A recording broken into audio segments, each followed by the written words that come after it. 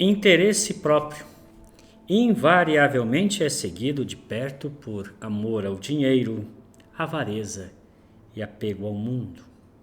Demas, aquele que amou o presente século, tendo cedido ao pecado, se torna um estorvo no caminho.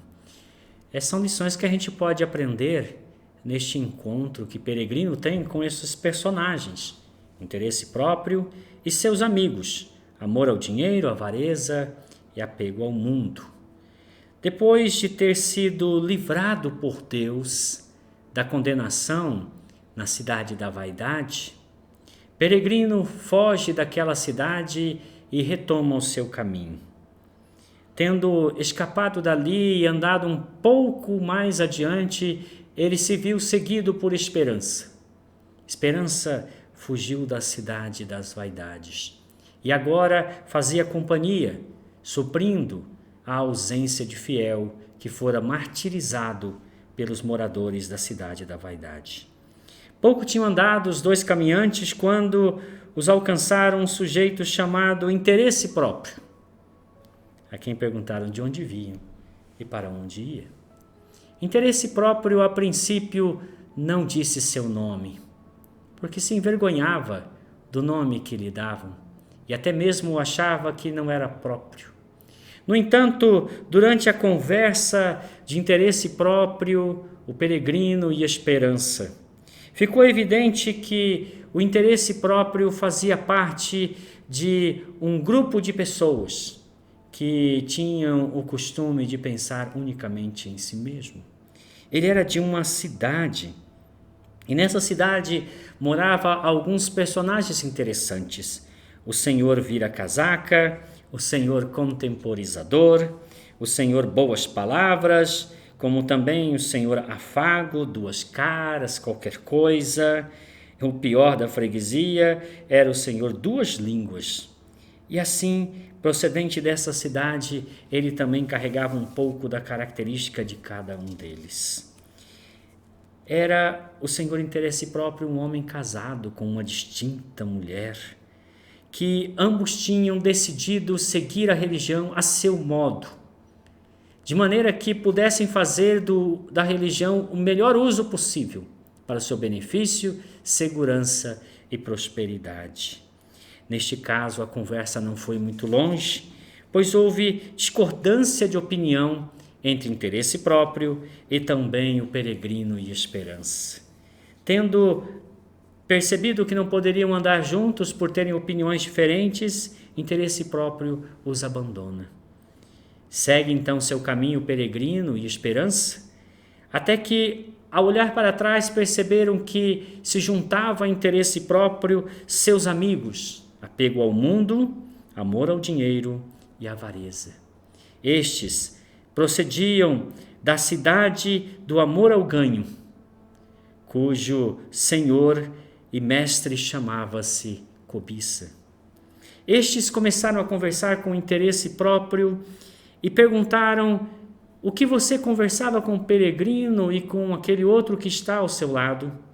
Então Interesse Próprio se defendeu e disse que aqueles dois eram inflexíveis, pessoas que tinham uma opinião muito resoluta e que estavam dispostos a seguir o caminho estreito, ainda que isso lhes acarretasse alguns problemas.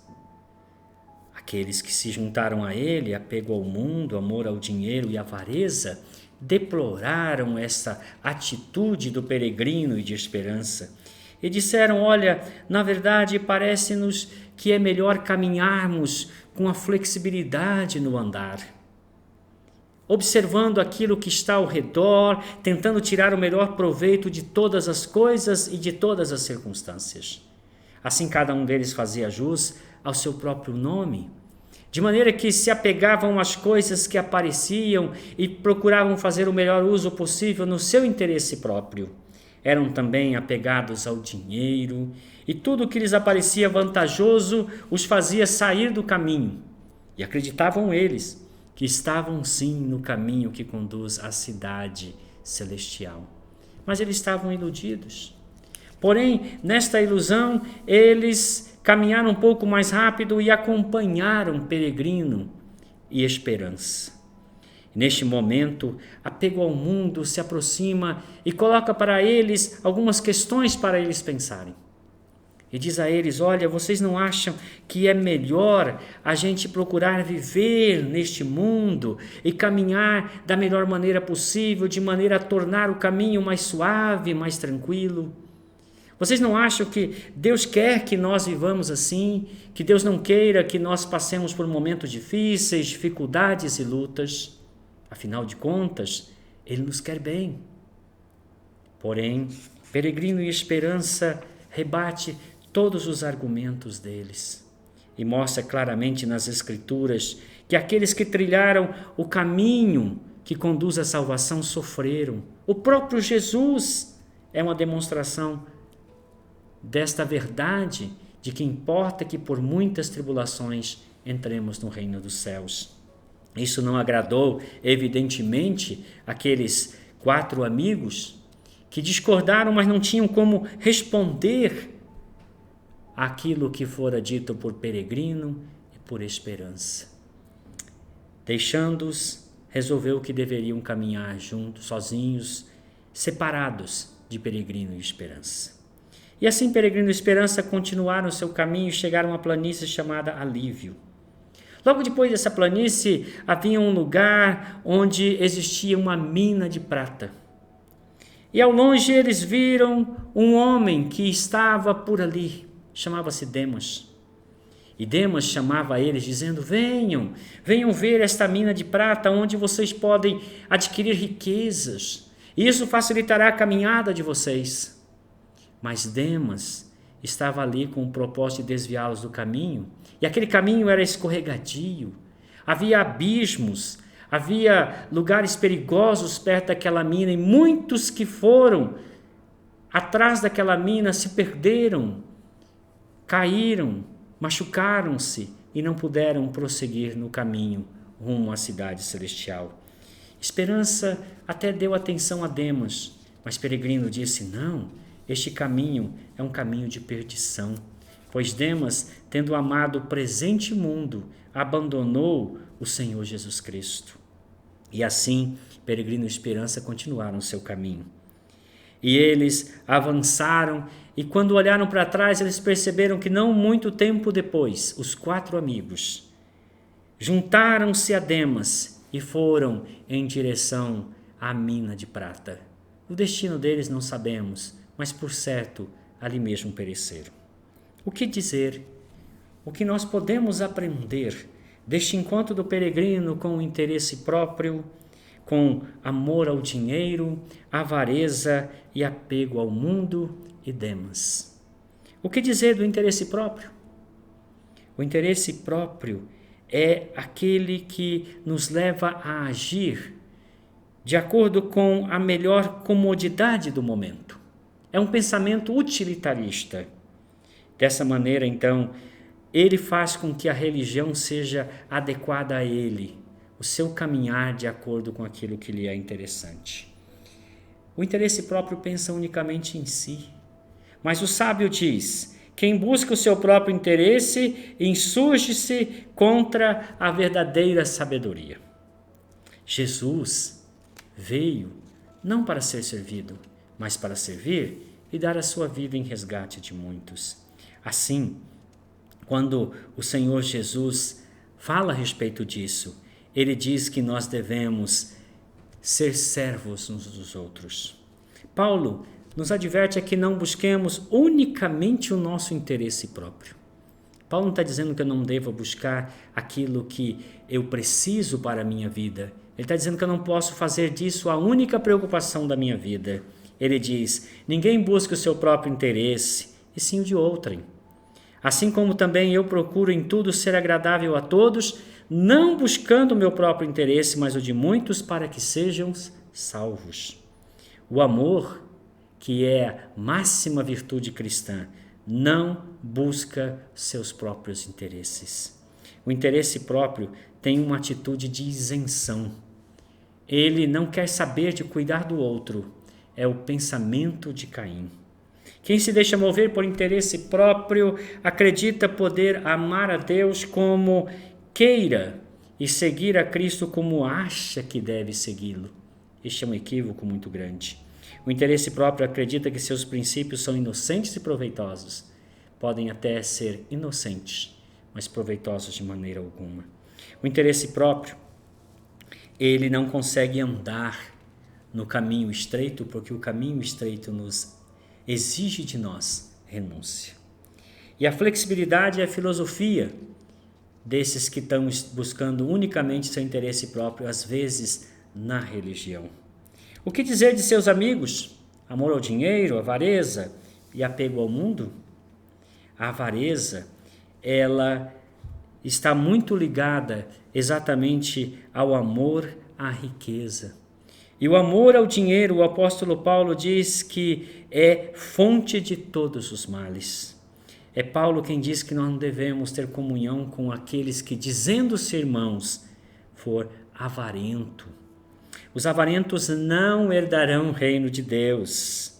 E nos últimos dias, Paulo disse, os homens serão avarentos e egoístas. E quando nós nos apegamos ao mundo, nós começamos a usar desculpas, como eles usavam, dizendo, Abraão era rico, Salomão tinha muitas riquezas, e assim por diante. Mas Paulo nos adverte dizendo que nós não devemos nos conformar aos valores do mundo. Ele diz, não vos conformeis com este mundo, mas transformai-vos pela renovação do vosso entendimento. E João diz, não ameis o mundo, nem o que no mundo há. Essas coisas que há no mundo são passageiras, somente aquele que faz a vontade de Deus permanece para sempre. É o amor ao dinheiro que faz com que pessoas acreditem que a piedade é fonte de lucro.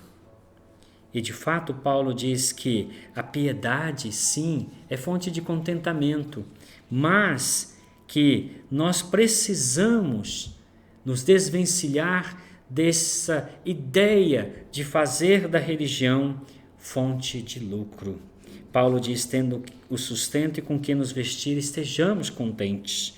Os que querem ficar ricos caem em tentações e ciladas, em muitas concupiscências insensatas e perniciosas, as quais afogam os homens na ruína e na perdição. O amor ao dinheiro é a fonte de todos os males. E alguns nessa cobiça, como Demas, se desviaram da fé e a si mesmos se atormentaram com muitas dores. Demas se diz filho de Abraão, mas o peregrino diz, tu não és filho de Abraão, tu és filho de Geazi, o servo de Eliseu, que movido por ganância despojou o general Naamã.